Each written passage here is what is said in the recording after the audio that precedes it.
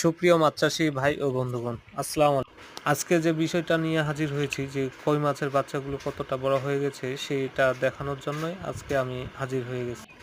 আমরা এর আগের ভিডিওগুলোতে দেখিয়েছিলাম যে কই মাছ থেকে কিভাবে ডিম সংগ্রহ করে সেগুলো রেণু উৎপাদন করে পুকুরে ছেড়ে আমরা ধানীপনায় রূপান্তর করেছিলাম। সেই বিষয়গুলো আমরা পুঙ্খানুভাবে দেখানোর চেষ্টা করেছি। তো এখন চারা পোড়ায় রূপান্তর হয়ে গেছে মাছগুলো। আমরা এখন মজুদ পুকুরে ছাড়বো।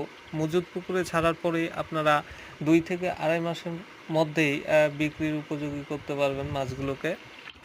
আপনারা যদি কই মাছের বাচ্চাগুলো কোনো হ্যাচারি থেকে সংগ্রহ করেন, অবশ্যই আপনারা গ্রেড করে নেবেন। হ্যাচারির মালিকদেরকে বলবেন যে গ্রেড করে দেওয়ার জন্য। তাই সি গ্রেডের বাচ্চাগুলো যদি আপনারা চাষে দেন তাহলে ভালো একটা ফলাফল পাবেন না। আর হ্যাচারিগুলো বেশি লাভ করার জন্যই আপনাদেরকে A grade, B grade, C গ্রেডের বাচ্চাগুলো দিয়ে দেয়। তখন আপনাদের কোনো করার থাকে না। আপনারা অবশ্যই একটু দাম দিয়ে হইলেও বি গ্রেডের বাচ্চাগুলো নেওয়ার চেষ্টা করবেন।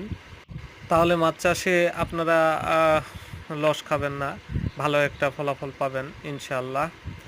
আর গ্রেড করে নেওয়ার আরেকটা সুবিধা হচ্ছে, যখন আপনারা মাছগুলোকে বিক্রি করবেন, বিক্রির সময় মাছগুলো ছোট বড় হবে না, আপনাকে বাছাই করতে হবে না। তখন পাইকারগুলোকে আপনারা দিয়ে দিবেন ওইভাবেই। তখন বাজার দরও একটু মোটামুটি ভালো পাবেন। তো সবাই ভালো থাকবেন। আসসালামু আলাইকুম।